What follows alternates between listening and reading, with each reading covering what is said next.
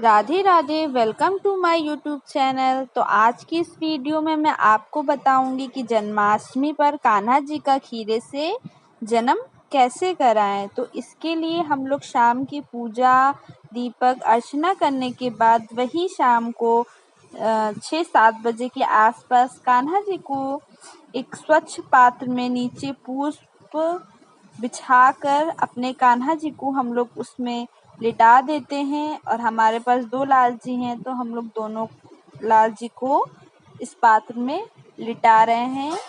और अब हम लोग इस पे ऊपर से भी फूलों से ढक देंगे ताकि हमारे कान्हा जी आराम से इसमें सोएं। और अब हम अपने कान्हा जी को 12 बजे रात्रि में ढोल थाली बजाकर और तालियों के साथ इनका स्वागत करेंगे, इनका अभिनंदन करेंगे, कान्हा जी को प्रकट करवाएंगे। तो इसके लिए हम लोग इस दिन खीरे के डंठल का बहुत ही महत्व होता है। तो डंठल वाले खीरे को भी हम लोग इसी पात्र में रख रहे हैं। और इसके पास में 1 रुपए का सिक्का या फिर चांदी का सिक्का भी आप लोग रख सकते हैं।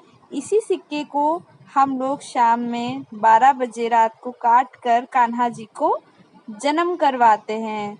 और उसके बाद इस खीरे के डंठल को या तो आप किसी पेड़ में मतलब गमले के नीचे भी छिपा सकते हैं या फिर इसको किसी गाय को भी खिला सकते हैं।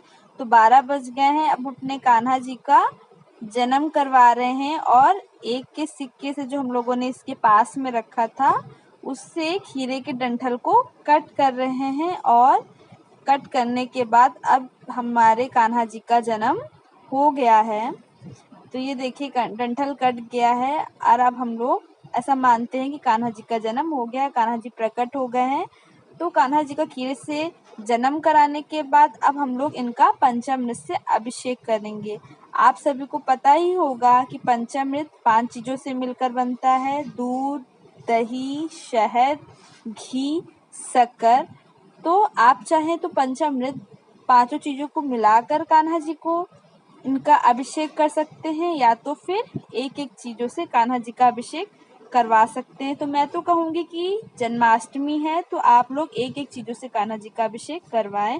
तो हम लोगों ने सबसे पहले कान्हा जी का कच्चे दूध से अभिषेक करवाया है और अब हमने थोड़ा सा जल उनको समर्पित किया है और अब हम उनको दही से अभिषेक करवा रहे हैं। तो जैसे कि कोई भी चीज उनको समर्पित करते हैं, दूध, तो थोड़ा सा जल उन पे अर्पण करते हैं, फिर हम लोग उन पे दही डाले हैं तो फिर हम लोग थोड़ा सा जल समर्पित करते हैं। इस प्रकार हम लोगों को कान्हा जी का अभिषेक करवाना चाहिए। तो अब हमने कान्हा जी को शहद से अभिषेक करवा रहे हैं। तो ये बहुत ही सरल पूजा विधि है। आप सभी भी इसी प्रकार अपने घर में बिल्कुल सरल तरीके से अपने कान्हा जी का अभिषेक करवा सकते हैं। तो देखिए अब हम लोग फिर से हल्का सा जल इनको समर्पित कर रहे हैं। तो यही एक सही विधि होती है। हल्का सा अब हम लोग इनको घी से अभिषेक करवा रहे हैं दोनों लाल जी को। तो आज के दिन पंचामृत से अभिषेक करवाना बहुत ही शुभ और उत्तम माना जाता है।